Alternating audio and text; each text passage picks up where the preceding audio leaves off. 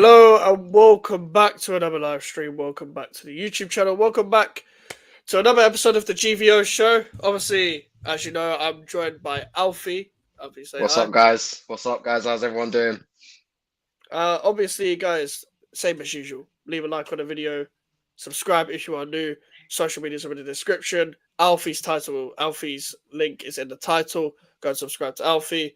He's started YouTube in the past couple of weeks. Obviously, we're going to get into both games as well. At GVO Mikes on all platforms. That's Twitter, Instagram, and TikTok. And yeah, both teams that we support won 2-0 away from home. We're going to get into everything. These two games, the Premier League games as well.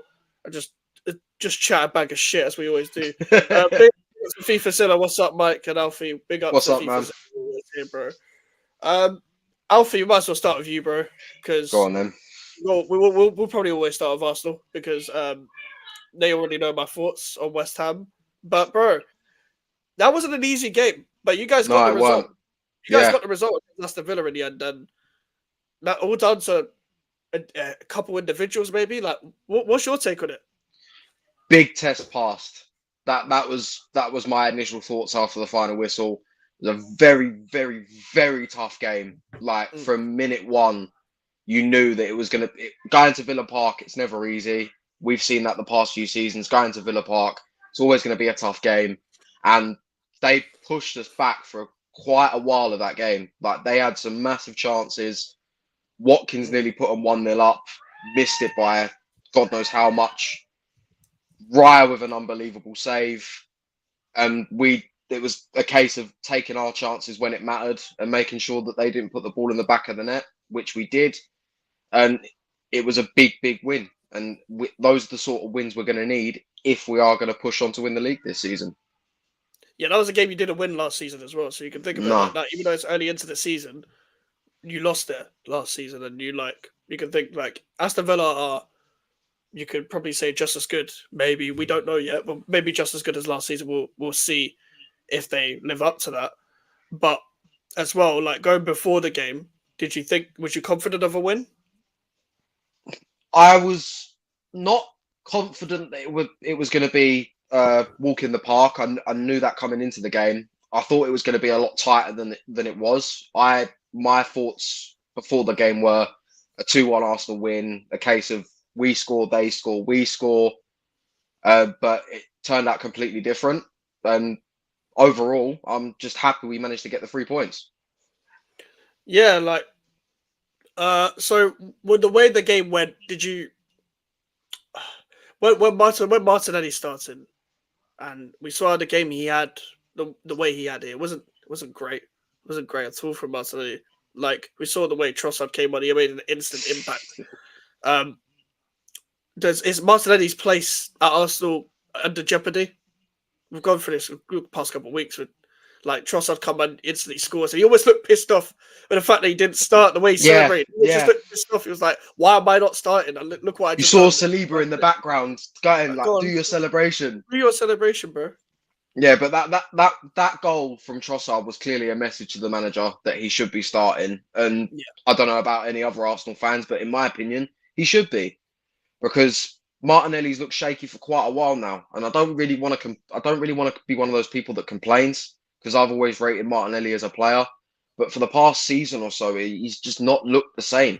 He's not been that same player that he was coming through.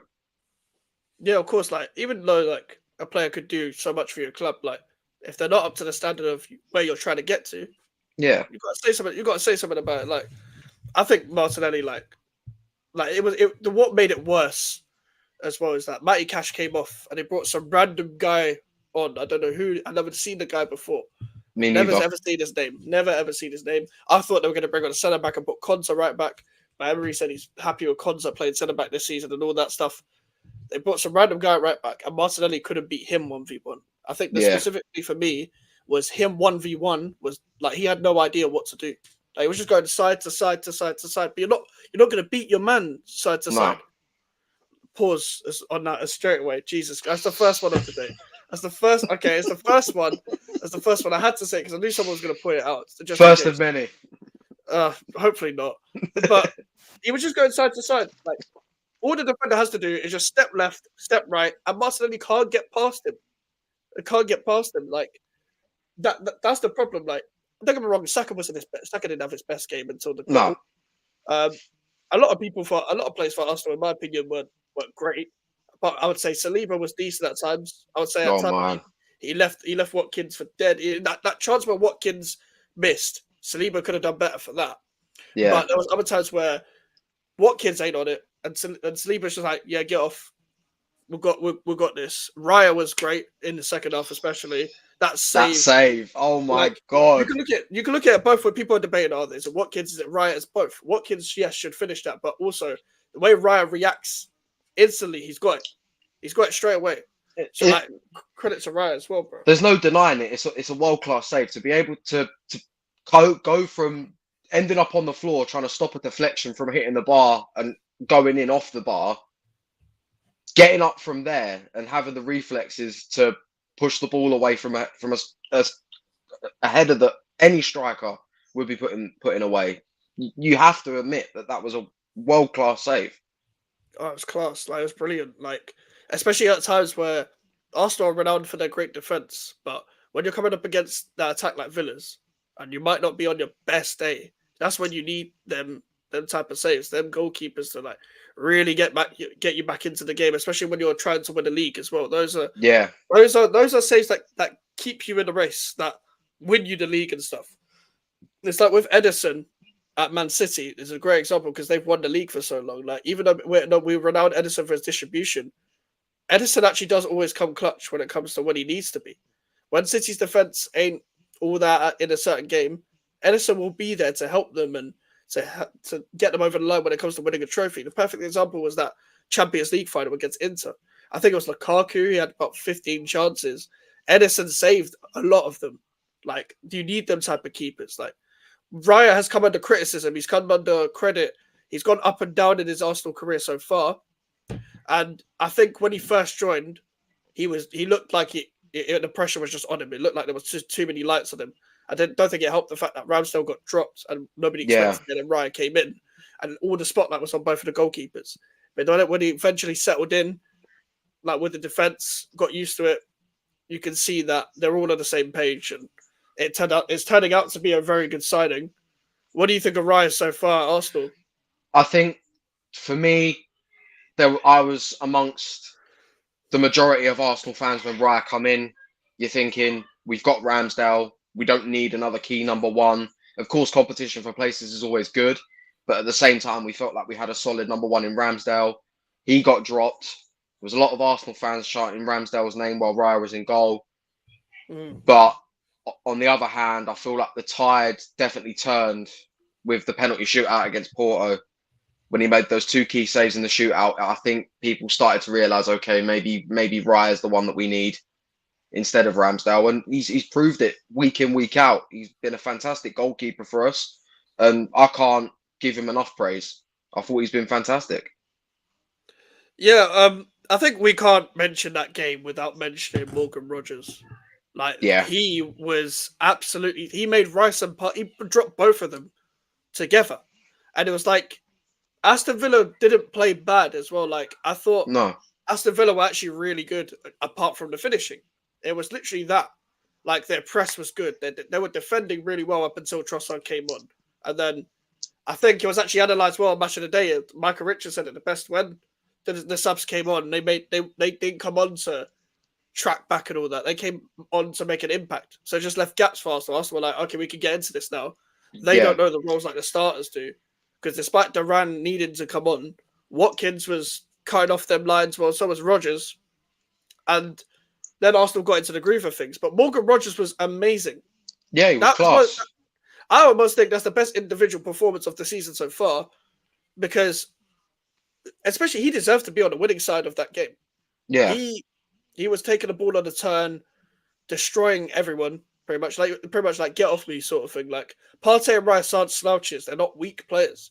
Morgan Rogers used his strength to like get off me, and they were falling on the floor trying to get him. Yeah, like it was taking a lot. Like even going to Saliba and Gabriel, it had to take them two to get to Rogers because Partey and Rice, when Rodgers was dropping deep, they couldn't handle him. What did you think of Morgan Rodgers? Like, was you nervous every time he got on the ball, bro? Because he was creating everything. I was nervous every time he got on the ball because you just knew that there was going to be a little spark come from him. Like it didn't matter what time of the game it was. If Morgan Rodgers got on the ball, you knew something was going to happen. Whether he was going to drop a shoulder, he was going to push off a defender. You knew he was going to be able to create gaps in the defense. Oh yeah. And to think about that, guys, how many times? If you follow me on Twitter, you'll know this, and you watch my videos for time, you'll know this as well. I'm a big guy of the Championship. I watch the Championship a lot. Look at everyone that has come through in the Premier League from the Championship. There's a lot of players that have succeeded here. A lot. And people say, oh, the step up and all that. People have proven a lot in this league that if you're good enough, you're already good enough. Like, even everyone that did well in the Championship last year, the season that just gone, has got their move this year. Everyone has gone. Like, literally everyone. Even Jack Clark has just gone. Shimodix has gone. They've both gone to Ipswich. Like, Somerville's gone to us. Delap. Yeah, Delap as well. Fabio Carvalho's at Brentford. Like, there's a lot of players that are, like, even then, or they got promoted. Even in the past, when you look at Ivan Toney and that whole Brentford squad, they got promoted. But most of the players are still there. Even the Bournemouth team of the past, Eddie Howe brought them up. Eze, Elise. Elise's at Bayern now. He was at Reading not that long ago. It wasn't that long ago where Elise was at Reading and he was texting, he was trying to move to girls, and the girls were like, did you see the message, by the way? You see the old messages? No, I haven't. There was an old message from Michael Elise. He was moving to a girl, and she was like, what team do you play for? He was like, Reading, but I'll play for a bigger club soon. And that got screenshotted and put on Twitter like years ago. And he eventually did get there in the end. That has aged like fine wine. Yeah, because he got clowned wine. He got clowned at the time, but it was like, this kid was always known, like, renowned to be something. And then he went to Palace under Vieira, and now he's at Bayern. He's at Bayern under company. What a weird world we live in. Like, I feel like with Elise especially, his ceiling is so high. But you don't want to see him turn into, I don't know, another Delta Rat. Loads of talent with the ball at his feet, but just doesn't work. Yeah, the only problem with him is his injuries. Like, if he can stay fit, he's fine.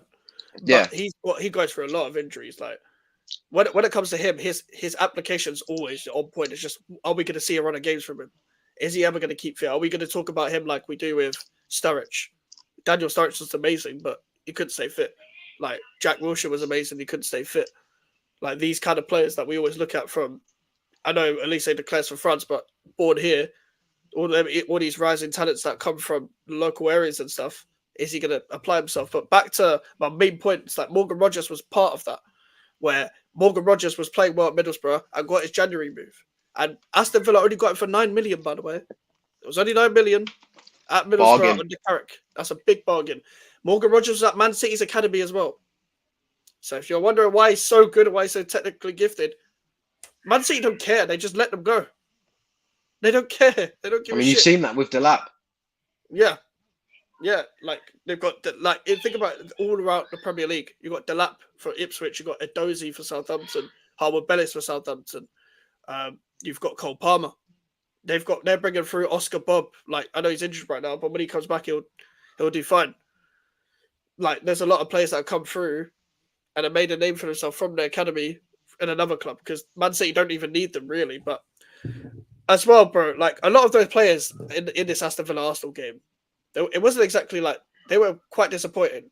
Like the Sakas of the world, even the Odegaards of the world. Havertz was not really getting much. But why do you think that was? Why do you think? Like, do you think it was just Aston Villa containing you? I definitely think it was a case of that. I feel like it's almost as if we knew we'd come under pressure when we got to Villa Park. We knew it was going to be a tough game, and that's why we weren't really able to perform in the way that we usually do. They kind of closed us down, blocked our opportunities, that sort of thing. And like you said, it's only when the subs got involved that we started finding holes in the Villa defence and we took our opportunities. Facts. Like, is there any major positives or major negatives you took from that game that you're either worried about or happy with, that you either, like, with the positives you want to see long term, or with the negatives that you're worried about that you immediately need to address? I feel like when it comes to positives, I feel like the main positive is we had a big test and we've come out the other side. But I Mhm. think on the other hand, you look at the negatives and you think we can't really go to the Etihad and perform the way that we did. We need to Yeah. perform with a lot more heart, more cojones, as Troy Deeney would say. Mm. We need to, if we are going to push for the league this season, we need to go to those big games and away from home and perform like Arsenal can perform because the quality's there. Yeah. Big up to Fuego, Wasim as well. Hope you're all well as well.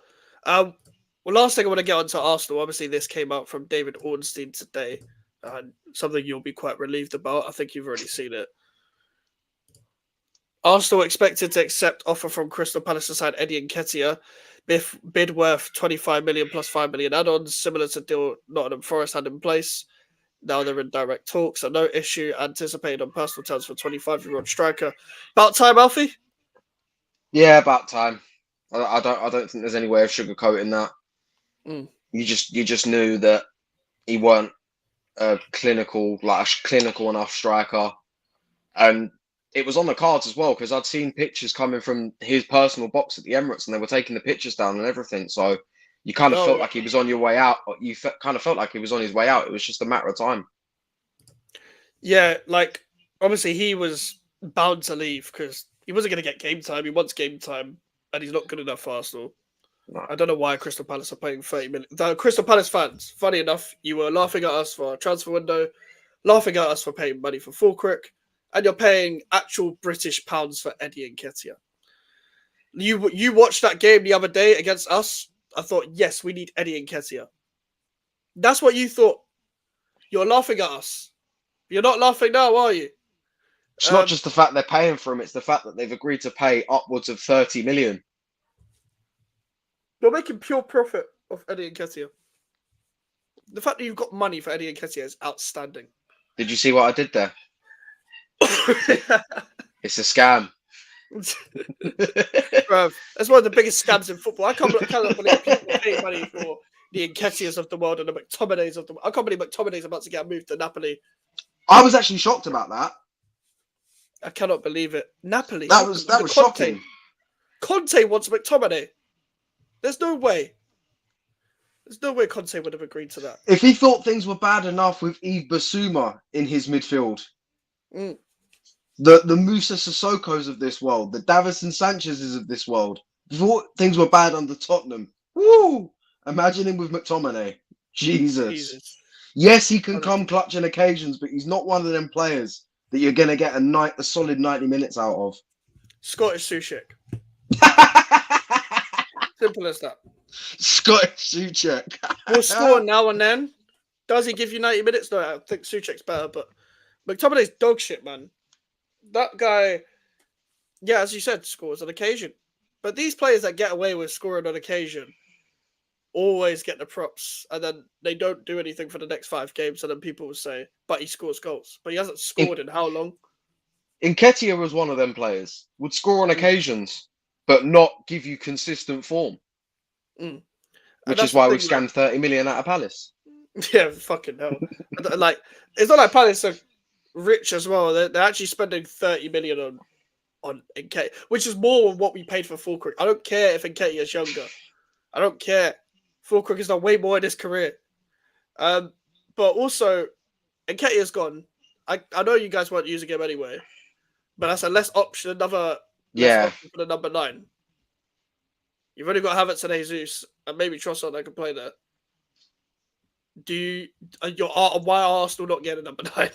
It just feels like it's a bit confusing at the same time. Yes, I understand that Arsenal want to get Nketiah off the books and free up a bit on the wage bill, but at the same time, if you're gonna sell a striker, make sure you've got a replacement to bring in before you sold the one that you've currently got.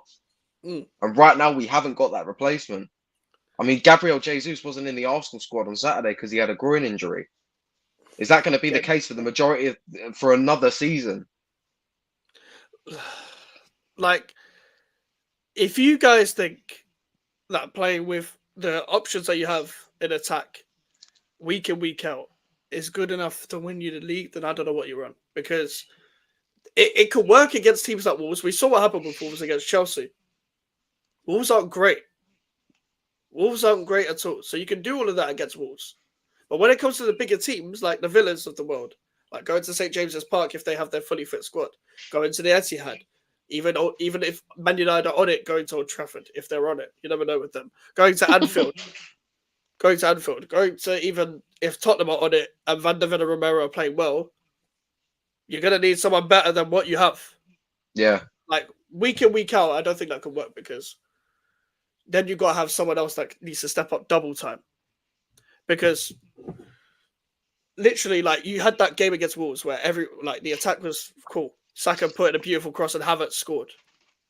But then you got Aston Villa where you barely had any chances until you put on subs. So it's not going to work week in, week out. You can't perform against like you did, as you said, that against Villa the way you did, and for that to help work week in, week out. Because there's going to be other teams that finish chances. Like that Watkins chance. He never misses. That's a one-off. He doesn't miss. He's only just coming back. He doesn't miss very often. So I don't know, man. I don't think it's good enough for your attacking options to play like that week in, week out. If you guys win the league with that, after City bought Savio and Gundogan, like Gundogan's back. He's going to settle in. He's only going to play the big games. They've got their midfield settled. Kovacic will play the smaller games. Gundogan will play the bigger games. They've got Bernardo Silva. They've got De Bruyne. De Bruyne's fit now. Remember last season, De Bruyne wasn't fit for until like December, whatever it was. Haaland was out for like 3 months. They're both fit now. Yeah. They're going to sign a backup striker as well. Whoever it is, it doesn't matter really. It's just a squad player. Yeah. So if you're, they re-signed Gundogan and Arsenal were like, okay, we've got Marino and that's it. Like, think about that. You're both competing for the same price. It's not like Arsenal can't attract players. I'm not trying to hear that anymore. Even like you're in the Champions League, you're Arsenal for God's sakes as well. Like it's not like Arsenal weren't getting good players when they were in the Europa League. It's just you weren't buying properly. No. You got a Aubameyang when you were in the Europa League. Like that was a big move at the time. Man United got Pogba and Ibrahimovic when they were in the Europa League. We paid £72 million for Nicolas Pepe when we were in the Europa League. Yeah, exactly. So it's not like I don't want to go to Arsenal. No, people are like I want to go to Arsenal because I'll upgrade on what the club I have already. Like you would have been able to get the players you had already. Simple as that. Only player that you signed recently that you may not have got if you won the Champions League would have been Declan Rice because he wanted to move to a Champions League club. Mm. But you could have signed Havertz without that. You could have signed Julian Timber without that. Like, you could have signed Calafiori without that. You could have signed Marino without that. We signed Fulkirk, and he was in the Champions League with Dortmund. We signed Tadibo, he was in the Champions League with Nice. People want to move to the Premier League, and we're West Ham. So people are going to want to move to Arsenal. So for me, Gyökeres is like he wants to stay with Amorim. Fair enough. You're not in an Osimhen race. I don't know why. You're not in an Ivan Toney race. I don't know why. See, that's the thing with that's the thing with the Ivan Toney situation. We were in the race for him. I don't understand why we pulled out.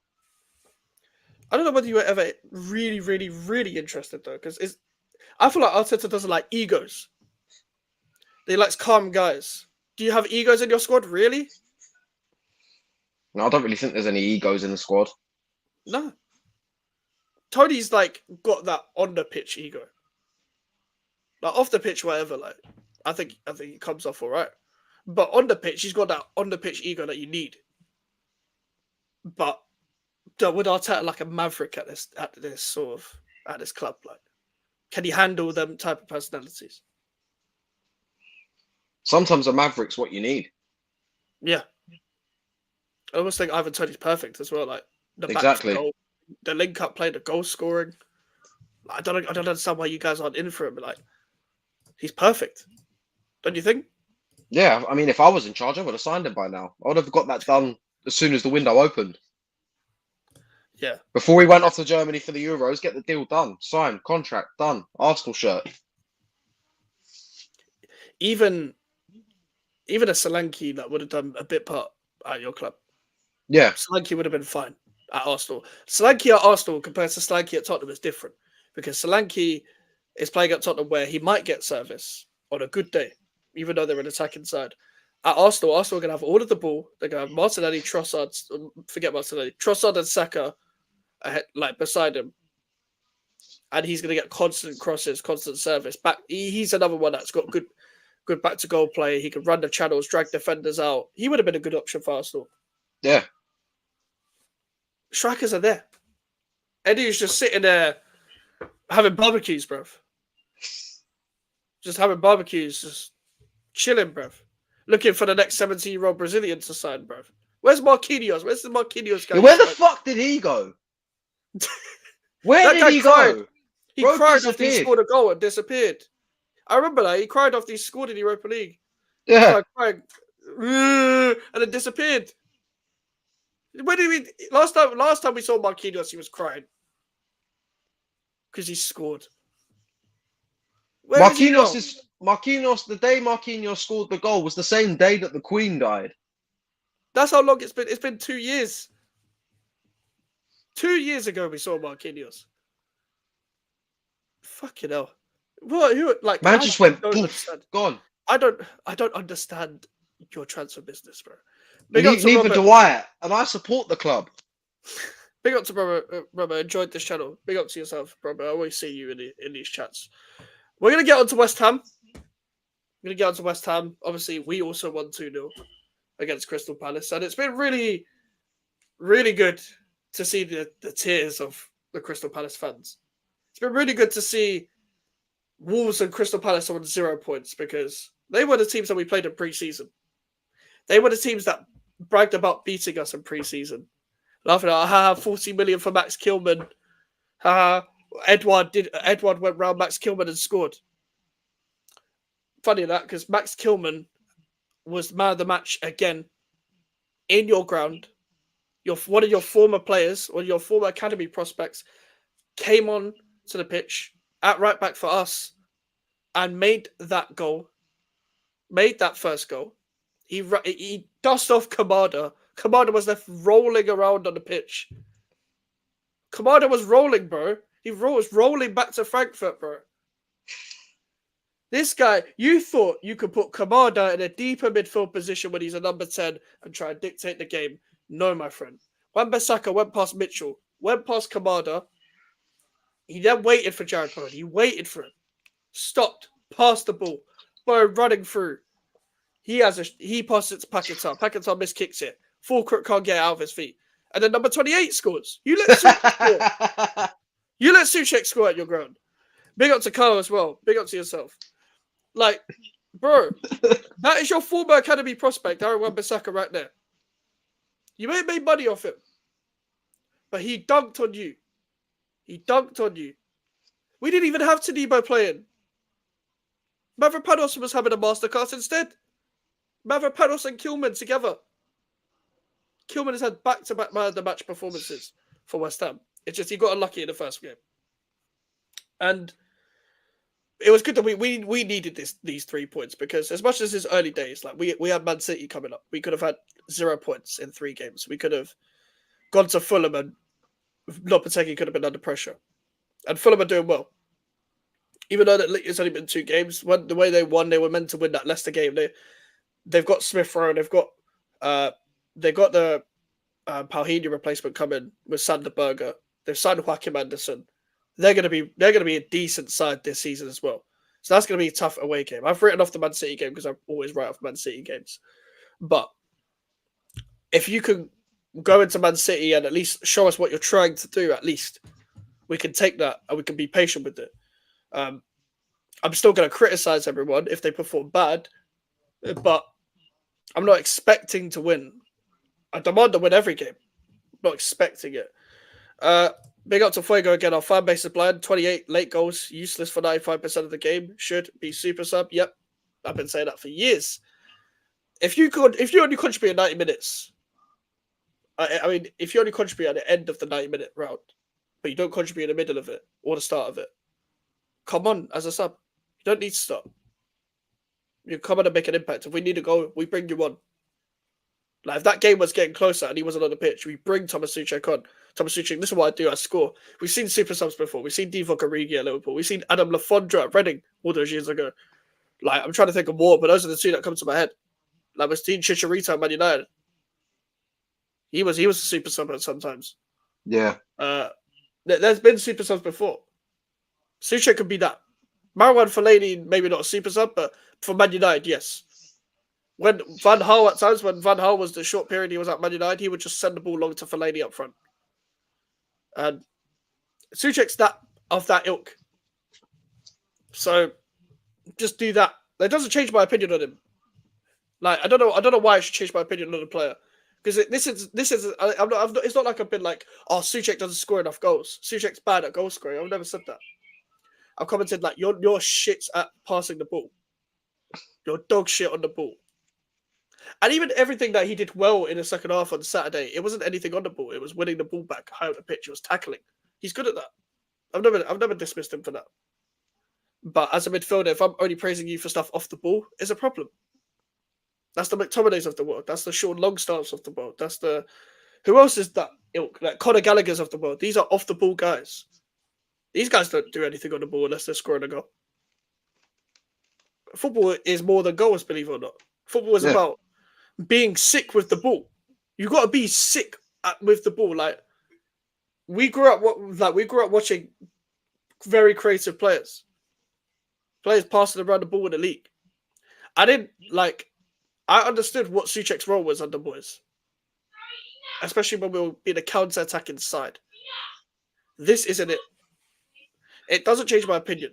You can't just long the ball, do long ball it to someone. They win a flick on, and then we lose the ball because no one's winning the second ball. You can't keep doing that.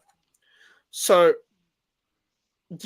I'm more happy with the fact that with the result than the performance itself. The second half performance was good. It was actually really good. But we got to play how we did in the second half, not the first half, because the first half was exactly like the Villa game. It was just sloppy. It was, okay, we're going to pass short for a bit, then send it long for no reason, then lose the ball. We didn't get any momentum on the ball in the first half. Second half, things had to change. The reason why we were good in the second half as well is when Soufal and Antonio came off, Fulkrug didn't do anything because he didn't get the ball, but Fulkrug the ball wasn't bouncing off his ankle and the ball was going to the defender. He wasn't doing all of that. But when Antonio was on the pitch, he was terrible again. It happened. It just the ball bounced off him, and then Crystal Palace had the ball again. When Wan-Bissaka came on, he was doing simple stuff. That's all you ask. He was passing to the player in the same shirt, which is something Soufal cannot do. I said this on the stream I was on. I was on a watch along. Soufal runs before he passes. So he's already running, thinking he's made the pass already. That's what he does. You know when you play a 1-2 to someone, and you don't even play the 1, you leave the 1. The 2 doesn't happen. It's pass and move, not move and pass. Exactly. It's move. It's not move and then just leave it there. Like, that is what Soufal does. Somerville could have been wasted for a ghost that scores late goals. Yep. People are reading too much into an Instagram story that Somerville posted yesterday talking about God's timing and all that, being patient and all that. People are taking it as like Somerville's already impatient because he's been a sub 2 games in a row. People forget that footballers that are religious post that stuff. They post stuff about God and quotes and stuff. Like, you don't need to read into that. Like, people are too concerned. Like, Somerville's not going to go into West Ham, be benched for 2 games and be like, okay, I'm frustrated already. He probably wants to play, but he's not going to be throwing his toys at the Prem or anything. He didn't do that at Leeds. So why would he do it at West Ham? But overall, again, improvements need to be made. Yes, it's early in. I'm not giving my full trust yet, and I'm not meant to. It's the first 2 games. But I want to see that Carlos Soler signing over the line from PSG. I want to see that be the last signing that we make. Looks like Azuma's eventually leaving now. He's gone to a different Saudi club, and we'll see if he's going to complete his medical, because he's doing his medical now, apparently. And apparently it's a loan with an obligation to buy, so we'll get the money for next season, same way we did with Tadibo when we were buying the money next season rather than spending it this season. So people can't say, oh, West Ham are spending all this money, FFP, PSR and all that. Just, it's lazy. It's lazy analysis. So these are early days. These are early days. I want to see more attacking prowess. I want to see the attackers actually connect with each other. I need to see more Yeah. changes. I need to see the longer term vision in the present. I need to see what the developments are going to be. So I'm not going to hate or anything. We've got the 3 points, but I'm not going to be like I can see it what we're trying to do already. No, I can't. Not yet. When I look at it closely, I can't yet. But this should mean that Wan-Bissaka's a starter now. After that, Wan-Bissaka cannot do all of that to not start now. No. Like you saw the goal, right? Yeah. Like what? Like look what he did there. Got the ball, went past Kamada, and waited for Bones to get the ball. Like patience, keeping the ball. That's what we need. It's basic stuff. It's basic stuff. What do you think of Wan-Bissaka? I mean, the way I've always seen situations like that, if someone comes on off the bench and puts in a better performance than the guy that already started, he should start the next game. Yeah. And by that rationale, Wan-Bissaka should be starting at right back in your game against City. Because I feel like he'll do a much better job at right back than Soufal, especially up against players like Salvinho, Bernardo Silva, Doku as well. Wan-Bissaka will. I feel like if you're playing Soufal and you're going to, are you playing at home or is it at the Etihad? Home. Oh, so it's at home. So if you've got Doku coming at you, you need someone like Wan-Bissaka who's got the pace to get back. Whereas if you're having Soufal at right back and Doku's pacing through down that left hand side, Soufal's halfway behind him. Yep, facts. Especially when we play this high line, we play a higher line than usual as well. Soufal in that high line, it will get breezed by Doku. An easier way to view this as well. Remember the FA Cup final last season? Yeah. Man United won. Doku against Wan-Bissaka. We saw who won that battle. Wan-Bissaka. Exactly. And we saw when West Ham faced Man City at home last season, where we lost 3-1, Soufal and Doku were going out in the first half. But as soon as the second half started, ball went straight into Doku. Soufal just left his man, and Doku scored 1 minute into the second half. And then we lost it from there. That is the difference. If we go into, I don't care if Wan-Bissaka plays midweek, he'll still have. I'm playing him in both games. I don't care. We can't go against Manchester City if you really want to win the game and surprise and shock Manchester City by starting Soufal against Doku. It's going to be Doku on that left, and Pep might overthink it. He might think, "Oh, Wan-Bissaka's there," but regardless of who's on the left, Wan-Bissaka has to start. That's the whole point. Brought him in. We know how good he is 1v1. We know how good he is when it comes to just pure defending. That's what he is. He's a defensive fullback. Even though he offered something great going forward in the Palace game, we'll see if he can do that on a regular basis for West Ham. But that's his main attribute. You signed him for that. I even said he's going to be the guy who makes us better in bigger games. When we're playing against the likes of Hughes and the likes of Man Cities and whoever, Wan-Bissaka will make us much better. We'll be much more solid. And I remember in the past when we played Arsenal, for example, I remember Martinelli just ghosting past Soufal like it's no man's land. I remember Doku doing that to Soufal, Rashford doing that to Soufal, and I don't even rate Rashford, but he's done it to Soufal before. Like Son against Soufal. I've seen these things happen. And Soufal hasn't been great 1v1 in a while. It's been a lot. Like, he was great in the lockdown season, but he got that great injury in that Carabao Cup game all them years ago, and he hasn't been the same since. He's been walking with an injury pretty much, and it's painful to even watch him. So that's why we brought in Wan-Bissaka to stop these things. So let's play him, and that's going to help our defense that's already been good. Like Mavropanos is not letting Todibo take his place anytime soon. Like the way he performed on Saturday, he's keeping Todibo on the bench for now. Todibo will eventually have to come in. But the way he played with Max Kilman was amazing. Every interception, like crossing, dealing with crosses, getting the ball out from the back and stuff. He was amazing. Like, and he's proven his fee so far. I'm not going to say he's going to have some amazing season or anything just yet, but when it comes to Mavropanos, I can't really talk much about him because he did fuck all in an Arsenal shirt. But when it comes to West Ham, he's been decent, and he's clearly shown over by his performances. that just because Tebo's going in, he's not going to just give up his position just like that. He's Yeah, proved that he's up for the fight. Oh yeah, for sure. He's proven that his long term thing he will be a squad player for sure. And for now, he's playing really good, and Tebow will come in. And I think because I've seen the occasional mistakes that he's made and the occasional good moments he's had, he's a squad player. He'll come in and do a good job. But for the short term vision, he's not letting Tebow take his place anytime soon. Um, Big ups to Tebow. He will get his chance, and I'm sure he understands that as well. And yeah, like so far so good when it comes to the defense overall. Emerson's been really good. I would say he's just done his job and got on with it, and he's gone under the radar because of how good everyone else has been as well.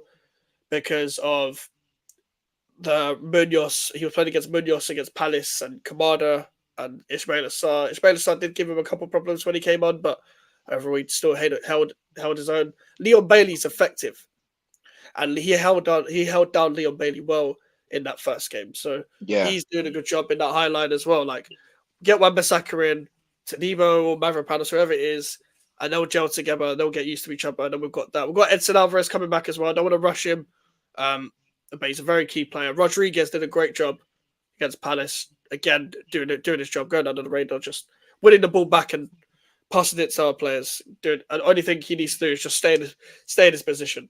That's it. Big ups to Fuego again. Actually, I'll go to your first comment. The boys Dick Riders hating on Steindon being on the pitch. Elon should ban Twitter Blue accounts for engagement bait. Yeah, so basically, you won't know this, Alfie.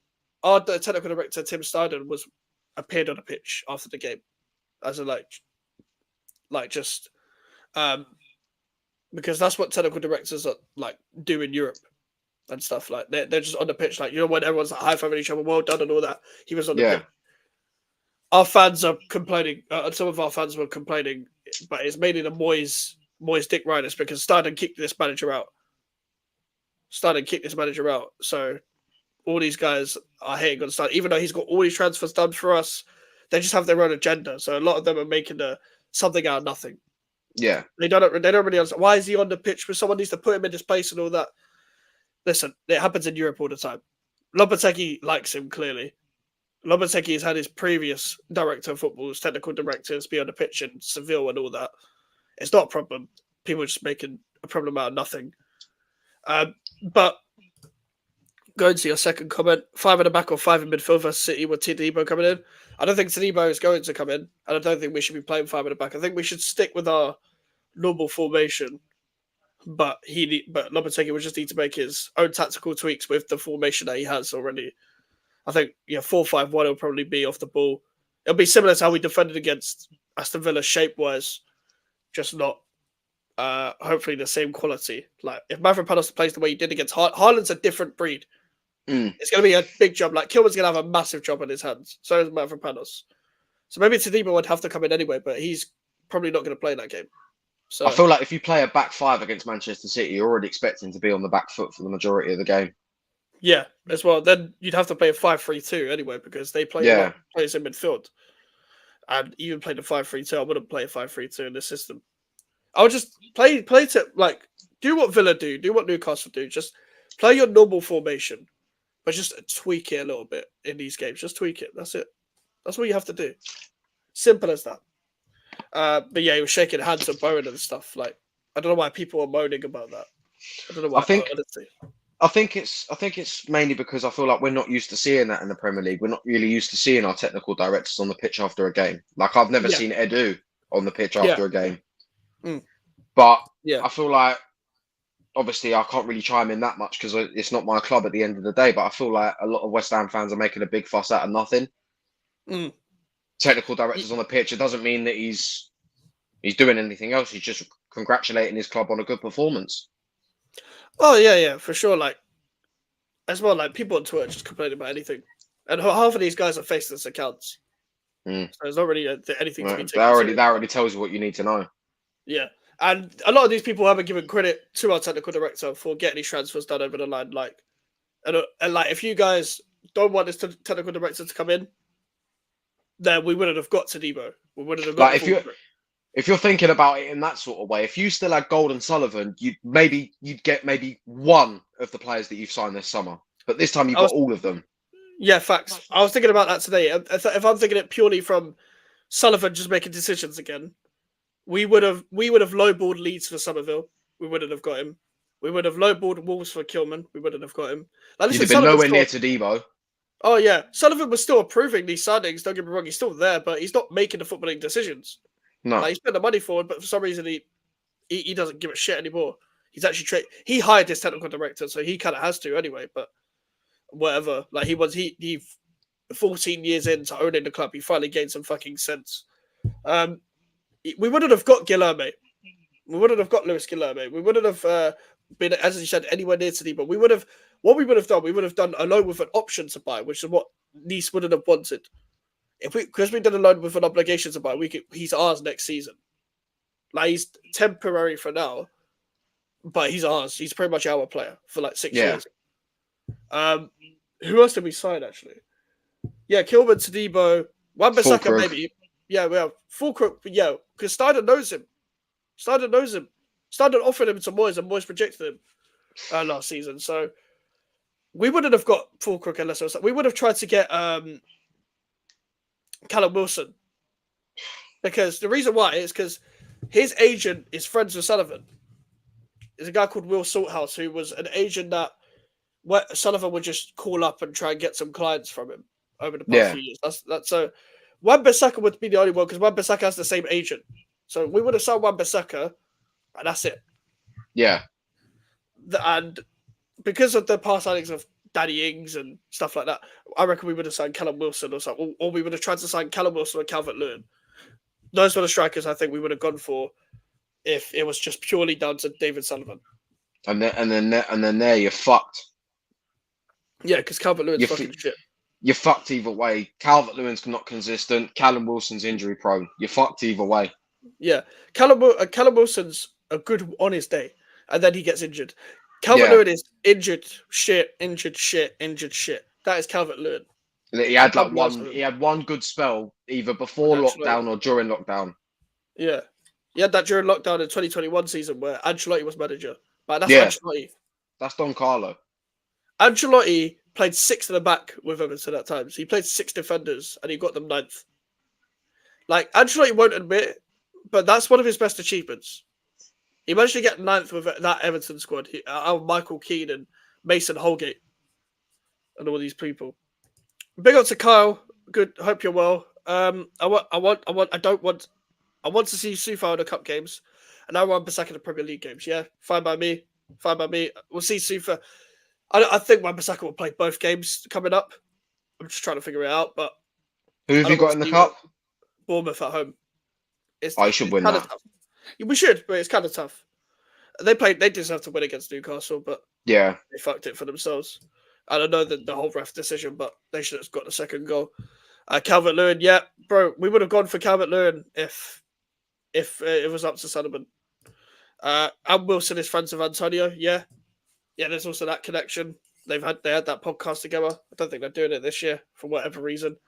But that will be the end of the West Ham section. Let's get on to the rest of the Premier League games. Let's start with the funny one. Brighton 2, Manchester United 1. It's happened again. Bro, that game was poetic. What did you think of it? You just knew United were going to go to the Amex and lose. It was on the cards before the ball had even been kicked. Like, they already struggle against Brighton as well. Brighton, they won their last game against Everton. They won 3-0. They're up for it. They want to get 2 in a row. And you just knew it was on the cards. Like, as soon as they went the goal up, Welbeck, obviously. If anyone was going to score the first against United, it was him. He's no one has scored. No one scored more goals against Manchester United since leaving them than him. Yeah. How does he always do it against Man United, man? He always scores against Man United. His first season for us, he knocked United out the FA Cup. He celebrated as well, I'm pretty sure. Exactly. Shithouse. He always scores against us. It's pissing me off. But against Man United, he's always there. He scored in Eric Ten Hag's first home game when they beat him. Like I think beat him 2-1. He scored in that game as well when Graham Potter played him off the park. Like he just does it. He's Welbeck fully fit is one of them. I remember that Welbeck Sturridge era. Like them two could have been something. Yeah. Like if they had just stayed fit. Like don't get me wrong, that England era was fucking awful. But I can't even remember the players we had like started in that Roy Hodgson era. Like some of the meaty players we had. I think it was like Nathan Redmond and them, man. I think we had Rooney fluttering between up front and centre mid and number 10. Yeah. Obviously, by this time, you think Gerrard and Lampard are out of the squad, so now you've got players like Jordan Henderson coming in, cementing himself in the England team. Harry Winks, fuck me. Fuck me. You were shit, and he's still shit. He was so bad. The most sideways passer ever. And the exact same thing has happened to Oliver Skipp that has happened to Harry Winks. He's the new Harry Winks. Played for Tottenham, fucked off to Leicester. You know who was the original Harry Winks? Ryan Mason. So like, what is Harry Winks going to be Tottenham manager after they sack Poch or Postecoglou? I wouldn't be surprised. Fuck it. Throw the bag at Winksy. Give it to Winksy before the end of the season. That's the thing. Like, if it wasn't for that head injury, Ryan Mason would be fucking being meaty for England as it was. Like, but that Brighton game, yeah, that goal that they conceded, the first goal, yeah, Maguire and Martinez, what the fuck are they doing? Yeah, you just look at Maguire's position and it's like, Jesus, what is he doing? I think Rio said it best on TNT. He should be reading that in the first place. Clashes with Mazraoui. And it's so tight with Mazraoui. Any professional player should know to read that. He went from hero to zero. He had such a good game against Fulham, and then he did all of this against Brighton. This is typical Maguire. I mean, I wouldn't say he had a good game against Fulham. He dived and got a yellow card. Yeah, but he did put some good blocks and tackles in him. Like obviously, everyone does it. Everyone does it. He just got a yellow card for it. Yeah, but that's the problem. Like that dive was embarrassing. It was anyone. It was if anyone was going to get booked for it, you just knew it was going to be Maguire. Yeah, but I think the ref noticed it more from Maguire because his massive head just landed on the pitch. like if your head lands on a pitch like that and you've got a massive cranium, you've got to actually at least make it realistic. So you just knew from like the start of the game at the Amex, you just knew that United were going to go there and lose. Whether they were going to be battered or whether they were going to nick it late, Brighton were going to nick it late like they did. Yeah, and I don't know what the defence was doing for the first goal. Martinez should have done better. Maguire should have done better. The gap between them two, like they were on either side pretty much, and Welbeck was just like, "Oh, I've got this much space. I'll just tap it in." Like they didn't even deserve to come back. Oh yeah. They didn't even deserve to come back. In my opinion, they did like that goal they scored. You make your own luck in football, but yeah, like that goal summed up Man United. You was only going to score by doing that. I mean, fair play to Amad Diallo. Obviously, he lost his stepmother a couple of days before. Still wanted to play and got the goal. Yep. So fair play to him for doing that. But apart from that, it was a lackluster United performance. Yeah, great mentality from Diallo. Just wanted to play stuff. Like that Brighton high line, don't get me wrong, that could be got at. That will be got at by other teams as well. But it's the way they used it. Like Rashford I don't know whether he's lost pace. Does he owe pace? Does he? What does he do now? Does he just start going back to his side hustle? Does he start? He's just lost on confidence. He's just lost on confidence.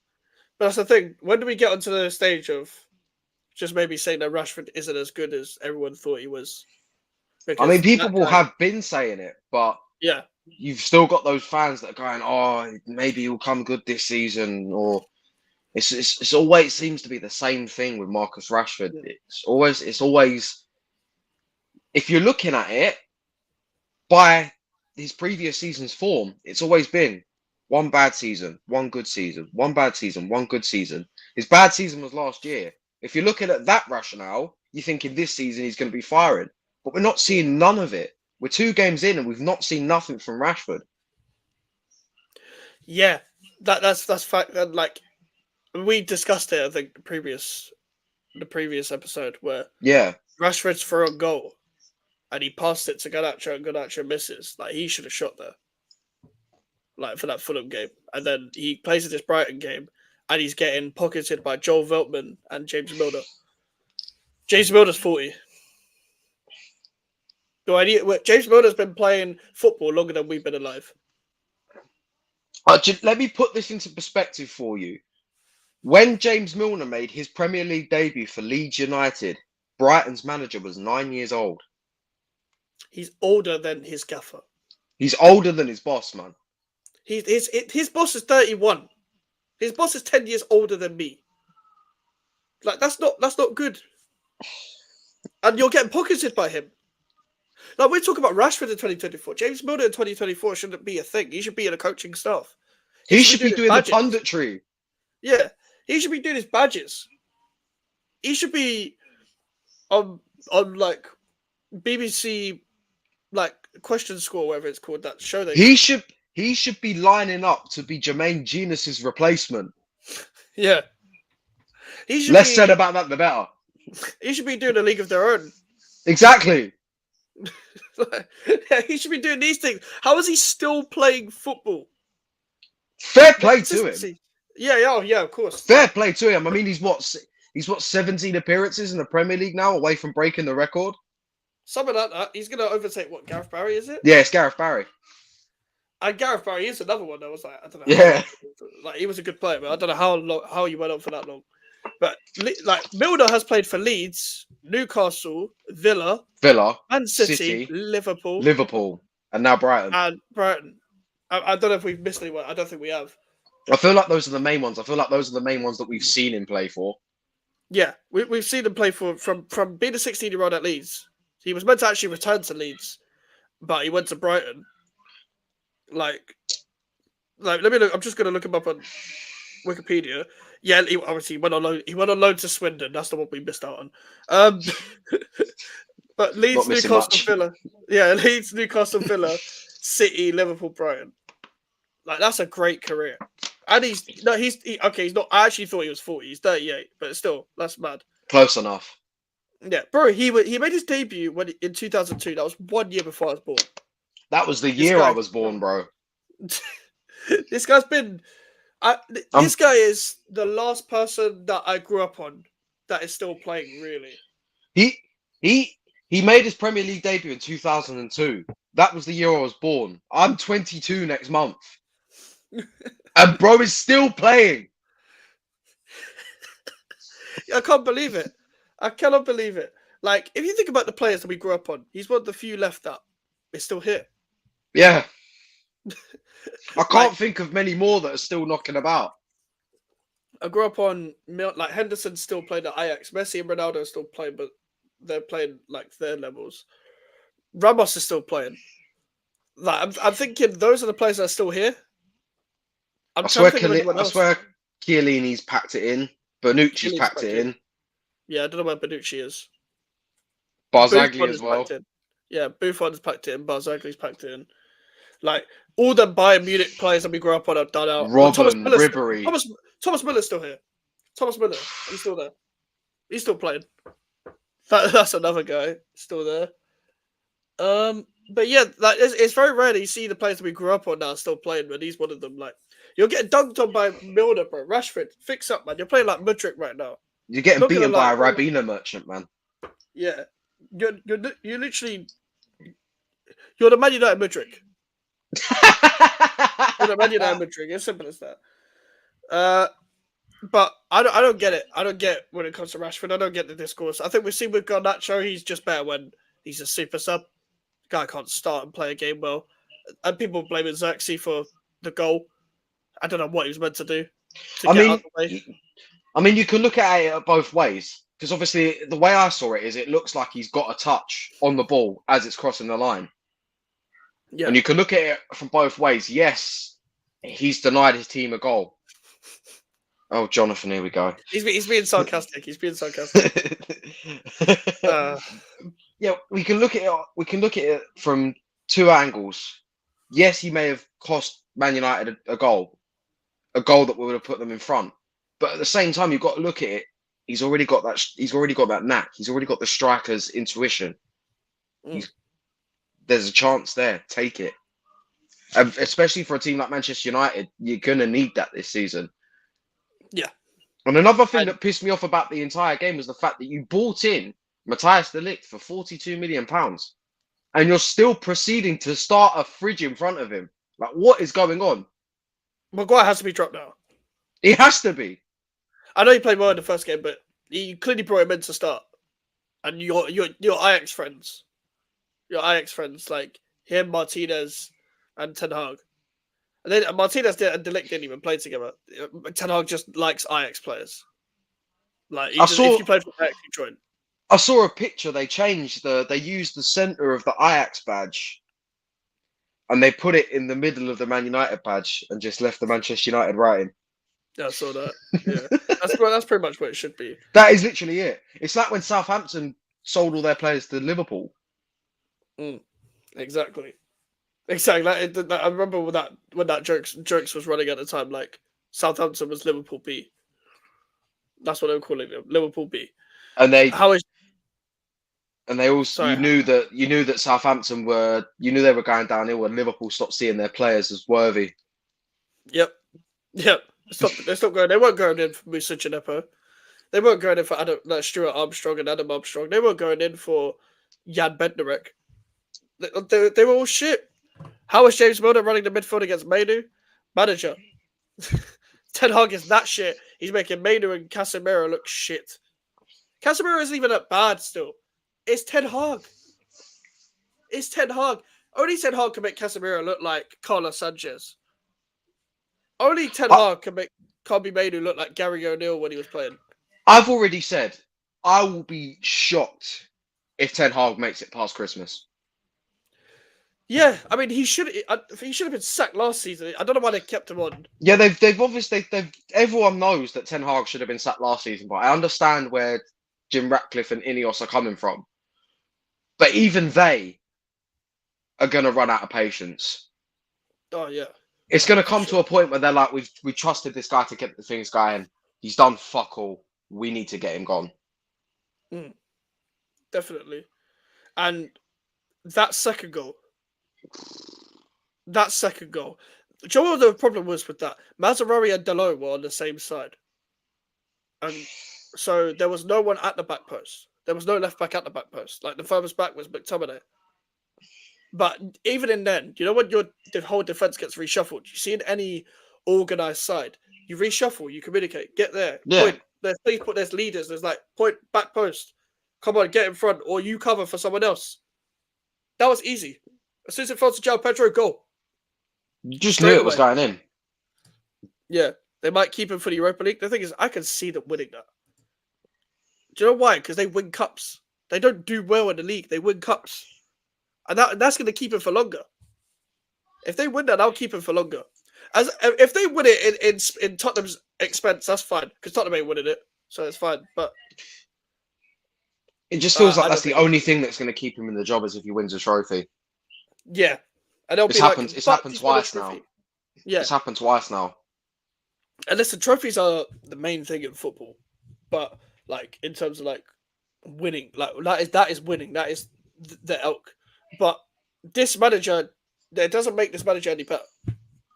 You got to see a direction. You got to see an identity. Like, every manager that is a proper winner has an identity. This guy has nothing. Ten Hag has nothing. You could have this whole new ownership, new players hype, but you're giving it to the same manager you had last season. So it doesn't make a difference. You still got Højlund as an option that is dog shit. You still got Garnacho, who is not that great, just good coming on as a sub. You still got Anthony at your club. You got Anthony as a club at your club. You're paying Anthony money to play football. You got a human fidget spinner, 80 million. Bro. He is dog shit. That man is dog shit. Like, he's the worst of the lot. He's the worst attacker they have. And I mean that's saying something because none of their attackers are world class. None of their attackers are great, apart from Diallo and even like Sancho when he's playing at another club. Man United again killing talent as they always do. And Another why am I banger. hearing that United are after Sterling? I have no idea. That I don't think that's going to happen, but because of wages. I've just seen what Jonathan's put. Yeah, he's got his spot on. That is 10 Buy grand. Ajax players and wait till the 90th minute, inshallah. Yeah, because Man United already have that 90-minute thing about them. We talked about this last week. Fergie time, bro. It's Yeah, still haunting them. And they got Fergie timed. After beating Fulham, they got Fergie timed. They got a whole thing reversed. That is how you get Fergie timed, right there. But yeah, Man United, man. They have Liverpool next. Bro. Like, is that, don't get me wrong, is that Old Trafford? And with the way that Liverpool are playing, Jesus. Yeah, to be fair, Liverpool started well. They're gonna, but that's the thing with Man United. They sometimes turn up for these games, so you actually don't know what's gonna happen. I feel like that's just gonna be a draw, and Man United fans are gonna copium it up and be like, "Oh, 4 points from 3 games is not that bad." They'll be like that, in my opinion. But that, by the way, that's Super Sunday. Newcastle Tottenham is the early game. Liverpool Man United is the later game. That is a good Sunday football. That is. Please tell me it's at St James's. Oh, it's that same James. Oh, yes! But Newcastle better fucking fix up their defense. Tottenham finna hold corn. They have to, because if Newcastle play against Tottenham the way they did against Bournemouth, it's long. It's happened twice now. It's happened twice. Tottenham have gone to St James's twice and been packed in. Yep. If Van de Ven gets caught slipping against Isak again, that would be hilarious. Like, Van de Ven's great, but Isak's different. When he's on it, he's on it. He's let me down so far in FPL, but when he's on it, he's on it. I mean, one thing I did want to bring up, and obviously this happened last week, literally just after we finished off the first episode. Jamie Vardy, man. Jamie Vardy, man. It's so good to have him back in the Premier League, man. So good. I just see him coming out the tunnel at half time with a Red Bull can in his hand. I'm thinking, yes, lad. That is typical Jamie Vardy. Get subbed off, pointing at the Premier League badge on his shirt. Me, 1. You lot, 0. Telling Romero to fuck off. See, that's what we need. Bro, man said, I got 1 of these and the points in the Premier League badge. You got 0. Fuck off. That is brilliant. I love that shit. I fully love that shit. Like, that is the characters you need in this Premier League. Like, that guy's story will never get old for me. That's what you tune in for. Leicester, bruv. Yeah, bro. That's what you need, man. And I know it's always listen, I'm not comparing him to Mopai, and Vardy's a way better person and way better footballer than Mopai, but it's always the non-world class players, yes. But we need that character in football. We need shit. Like, I'm all for it. Listen, even if it's players that people hate, like Romero, for example. I get people hate Romero, right? And for whatever reason, like, he's that kind of character where you want to hate him. But he's a character in itself. You need that shit. You need 2 players going at it, like, talking shit. You need that. You need that stuff in football. Ben White twatted the ball at John McGinn. That, by the way, I forgot to mention that. When John McGinn and Ben White exchanged kicking the ball at each other's teams, that is what I want to see in football. That is Premier League gold. I want to see that shit. McGinn kicked the ball at Saliba. Ben White was like, "I'm kicking the ball at you." Fuck this. Bro, I like that stuff, man. I can appreciate shithousery. I can appreciate that. This is the kind of stuff I want to see. I was just smiling. I was like, "Yeah, that's if you're gonna get into a scuffle, do something like that, because that's gonna kick the ball at each other, man." I like that stuff. Like, that's what I want to see. You just felt like Ben White hit the mental fuck it button in his head. Yeah. Sorry, that thing just makes me laugh because all I've seen, when Calafiori signed for your club, all I saw was your fans posting pictures of him looking into the camera and being like, "Ooh, aura points." They just want to fuck him, bro. They just want to absolutely fuck him. They want to backdoor Calafiori, bro. That's what they want to do. They don't care about football anymore. They just sit zooming into the camera like, and it's like, aura. Yes, aura. And there's always these faces and counts, bro, about aura, bro. You just want to fuck him. Like, it's ridiculous. But, yeah, that's the kind of shit I like. Obviously, Man United lost. Arsenal, West Ham, all of that. I can't remember the other games. Should we talk about Chelsea? Oh yeah, Chelsea. Yeah, Wolves, Chelsea. Madueke. Yes. Thoughts? Man put up and said, this place is so shit, talking about Wolverhampton, and then goes and bags a hat-trick. That is amazing. That is sensational. And the funniest part about the whole situation is, he didn't even apologise for posting it. He just said, I posted it on the wrong account. Yeah. He was like, "Rah, you guys are too quick." That's what he said. He was like, "You guys are too quick." No, Madueke has got something about him. He's just not consistent enough. But he turned up and he scored a hat. By the way, another man to score a hat trick before Marcus Rashford. Rashford still not scored a hat trick in the Premier League. But I've heard Wolves is a shithole anyway, and I know he didn't mean to keep that up on his main account. I would have rated him so much if he kept that up. If he ignored the club PR and was like, "I'm gonna keep this up." No, it would have been even funnier if he put a post up after beating Wolves and said, "Bag the hattie at the shithole." Oh yeah. Nice kick about the shithole. Yeah. Like something like that. That would have been sick. Like Chelsea admin posted, "I think he likes this place now." After bro, that stuff's funny, man. Like, do you know what's funny? Wolves admin had something in the drafts. You just know if they had won that game, they had something in the drafts. They had to delete that draft real quick off the game. Yeah, facts. Hey, Loki, yeah, I'm gonna put it out there. We need some big predictions on this year, and I'm changing my mind after seeing a couple games. And I don't care if they faced Arsenal and Chelsea. Gary O'Neill's getting sacked. Facts. This season he's getting sacked. He changed the whole formation that made them succeed last season from a back five to a back four. They sold the GOAT Max Kilman. And they haven't replaced him. They've sold Pedro Neto, haven't replaced him. Pedro Neto got an assist on their head top, by the way. Like, Wolves fans, honestly, you deserve this as well. All the Court Night gave Palace fans earlier, you deserve this as well. You know what they were doing? These Wolves and Palace fans were doing combined 11s and putting more Wolves and Palace players than West Ham players. What have you done in the Premier League over the past few years? You've done nothing since Nuno has left. Wolves made João Felix look good. Yeah. João Felix got a goal. João Felix is a good player, though. I mean, he has his moments, but if he makes himself at Chelsea is long, but they made it like the space that he got for the goal. Yeah, it was a good move. Don't get me wrong. Palmer, beautiful ball into Neto. Neto kind of back to Felix. That's a great move, but the space you can't let him get that space.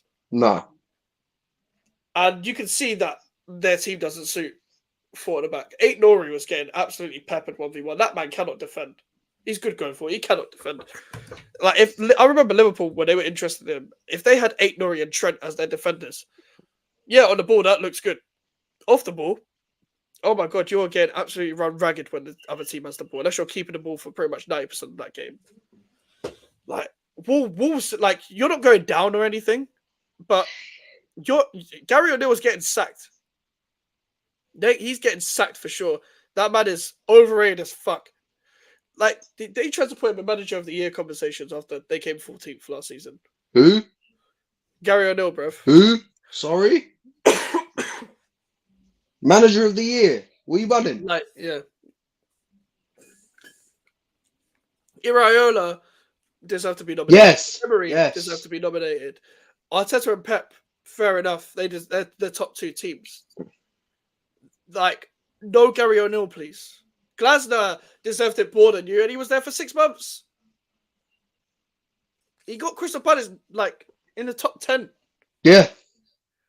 I know, yeah, King don't get me wrong, Palace have a better squad, and yes, Wolves did go through a mini-injury crisis.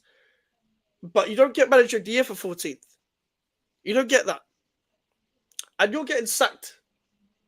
Bournemouth are actually, like, even though they've only drawn 2 games, they haven't won yet, you can see where they're going without Gary O'Neill. They've got Iraola. They know what they're doing. Like, you can see without Solanke, they've got Evan Nelson in, it will click. Under Gary O'Neill, he decides to change the formation for no fucking reason. The formation clearly wasn't a problem last season. Yeah, you want to play more attackers. Your defenders cannot defend. It's common sense. You haven't bought a defender. You haven't bought one. You sold Max Kilman and Neto. You haven't got excuse to not spend any money either. And It's a shame Deck isn't here, one of my subscribers, because he's a Wolves fan. He's usually here regularly. He complained in my chat in the past about his director of football. So there's clearly something there about the boardroom that we don't know about when it comes to them. But they need to spend money. Otherwise, they could be in trouble. They could be in trouble. I don't know why they were so positive, like, before the start of the season. I thought mid-table, even with Neto. Mid-table. Neto can't save you, but Neto's gone now. So I predicted them to finish 13th. You might even finish lower than that if you keep playing like that. I think I actually predicted Wolves to go down. I think you did, actually, yeah. Yeah. Yeah, I think you did. I mean, if they go down after the way they've been talking, that would be hilarious. That would be hilarious. That would be calm. What I would like to see more, though, is Crystal Palace go down. I would love to see them go down. Get fucking humbled, please. Like, they need to go down. Their fans need humbling. They need to get back into reality. I would love them to go down. They're not going to, but I would love them to go down. They only got Cunha and Aït-Nouri left. Cunha's a great player. He'll be off soon. Yeah, he'll be off. Aït-Nouri is good going forward. It's just in a back four. You don't want him. Just play him on a wing. With them defenders that cannot defend in the back four, just play him on a wing. If they're a wing back and they're not a full back, play him on a wing. Like, you can't defend in the back four and you're meant to be a defender. Like, just play on a wing. We'll send you further forward. But they got battered 6-2. 6. They conceded 6. They were in it in the first half. And then the second half, and Chelsea just turned it on. Yeah, it was 2-2 at half time, wasn't it? Yeah. And then Chelsea scored 4 goals. You conceded 4 goals at one half. What are you, David Moyes? You're David Moyes in West Ham? Like, if they play like that against us, even though we're not that great yet, we'll batter them. And we're not even that good yet. But that is Wolves Chelsea for you. Like, Chelsea played really well, especially in the second half. Maresca made a few changes. We'll see if Chelsea can keep this up, because they've still got some questions in terms of defence. If their attack can click, they can be very dangerous. Yeah. They can be very dangerous. Obviously, they've got Neto to add to that. We'll see if he can stay fit or not. And by the way, I like the ruthlessness, because Mudryk came off half-time and he was like, okay, I'm getting Neto on now. And then you saw the difference. Neto, Palmer, Madueke, and Jackson front four. That's a good front four. Like, Jackson's better off their left, don't get me wrong, but that's a good front four. And especially when you got one winger going around the outside, you got one winger that's cutting in.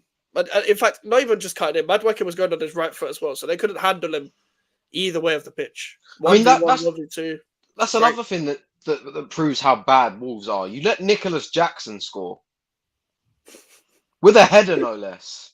Yeah, he's already renowned for his heading. No, he's great on his feet, but not renowned for his heading. The guy's not even a finisher like that. I'd say he's a great footballer, not a finisher. That's why I'm expecting him to. If they get Osimhen, play Jackson on the wing. That's calm, man. You got your left options. You got Jackson and Neto. You don't even need Mudryk anymore. I mean, you can see. I kind of saw the way that Maresca was trying to set his team up as well. He moved Palmer to sort of a number 10 role. Yeah, and obviously that could work. I mean, if you like you said, if you've got Madueke, Neto, Palmer through in the number 10, and you've got Jackson, possibly Osimhen if they can get that deal done. It could be a dangerous strike force, but again, it all comes down to the defence. Because we saw it last season, there was many times where Chelsea were having to outscore their opposition just to get a win.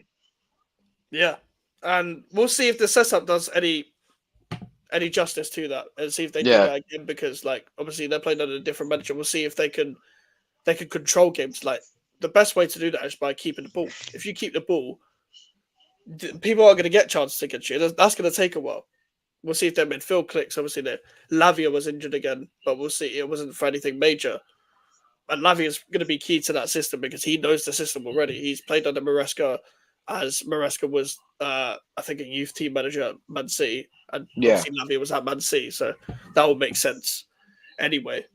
But listen, Chelsea got 3 points, and we'll see how they kick on in the next few games. We've got them as our second game, I think, after the international break. So that, like, we usually beat them at our ground, but you never know with two teams as their different managers, etc. and stuff like that. But we'll come on to that when it happens. Tottenham beat Everton 4-0. Everton are fucked. Everton, you purely fucked it. Like again, you've conceded 7 goals. Yeah, 2 what the games, fuck was 0 Pickford goals. doing? Oh yeah, fucking hell. Like, What was Pickford doing? I don't know who he thought he was. Seen that a couple of times. Saw that with Muric against City as well. Like, I don't know what goalkeepers are trying to do. Like, just get rid of the ball sometimes. Like, Especially if you're playing for a team like Ipswich or Everton, and you're up against a team like Tottenham or Man City. yeah, You can't be a goalkeeper that is comfortable on the ball, especially with against teams like City and Spurs, because they'll just press. Like, do you see that Van de Ven goal as well? Yeah. Well, not the Van de Ven goal, but that was pretty much his goal. He made it. Big up to Joey as well. Hope you're doing well, bro. But Van de Ven pretty much made that goal. So. Tell you what, the Basuma finish was good. That was a very, very good finish. Yeah, Joey, DM me on Twitter. I'll talk to you after the stream, bro. But yeah, like he ran through the whole team. That guy has pace. That guy has so much pace, power, and dribbling for someone who's that good on the ball and is a defender. What was it last season? They said he was the quickest player in the Premier League. Yeah. I think in terms of pace, I think he is. In terms of all the data stuff as well. So I think in terms of like trying to get past him, it's long. It's long for most strikers. Yeah. So I don't know how. Unless you're taking him all like 1v1 down the channels, trying to get past him and stuff. Like, I don't really know how else you could get past Van de Ven. Yeah. But okay, all right. Well, that was the main games of the week. I'm gonna end it there because those are the main headlines of the thing. I think before we do go, Mikey, I just want to say as well, massive condolences to Sven-Göran Eriksson's family. Obviously, it was announced today that he passed away. So just thought I'd give condolences to Sven's family. Obviously, he was a massive part of my childhood growing up as a football fan. He was manager of England. So just thought I'd say rest in peace to Sven. I agree. I echo all those words. Like, I didn't realize how many clubs he was actually at in terms of his whole career as well. What's it? I didn't realize he was a director of football at Notts County, and he didn't take any money. He just tried to get them out of trouble. Yeah, he didn't make a penny from that contract and stuff. But yeah, rest in peace to him as well, because obviously he was a big part of everyone in football and stuff as well. So we lost a real one. But big up to all the people that paid him tribute as well. Like, we've lost a few real ones in football, and it's kind of sad how this happened. But at least he got to live like a great life and have a great career and stuff as well. So big up to Sven-Göran Eriksson. Not to mention the fact he managed the Liverpool legends towards the start of this year as well. So you got to live out a dream of being a Liverpool manager, even if it was a legends team. Oh yeah. Like, he always wanted to manage at Anfield. Big up to Jonathan as well. We're going to end the stream now. Make sure to subscribe to Alfie. His link is in the title. You can literally click on it now and just subscribe. And I think by the end of this year, if we can, we'll try and get you to 300 subscribers. Yeah. If we really can. That should be your goal. But yeah. Big up to Alfie. Let them know what you got coming up. Well, the main thing that's coming up in the next few days, obviously, there will be the match review and the match preview of the Brighton game. Of course, any other tidbits between now and then, I'll try and add them on as well. But for the main, it will be the match preview and review of the game against Brighton coming up on Saturday. Okay. All right. Make sure to like the video, people. Tomorrow is the 500 subscriber Q&A. I don't know if I'm going to do it live at 10 p.m. or I'm going to do it pre-recorded, depending on what I'm doing. So that will be live at 10 p.m. I think. Wednesday, we'll have the match reaction for West Ham Bournemouth. That should be at 10 p.m. as well, or 11 p.m. depending on when I get back from the game. And either Thursday or Friday will be the Manchester City previews. I've just remembered as well. I think the league phase draw for the Champions League this year is on Thursday. So as soon as that gets done, I'll be doing a video reacting to who we've got. Nice. All right. Big up to everyone. Like the video, people. Subscribe if you want to do social medias. I'm in the description if you want to follow me and the email for the inquiries.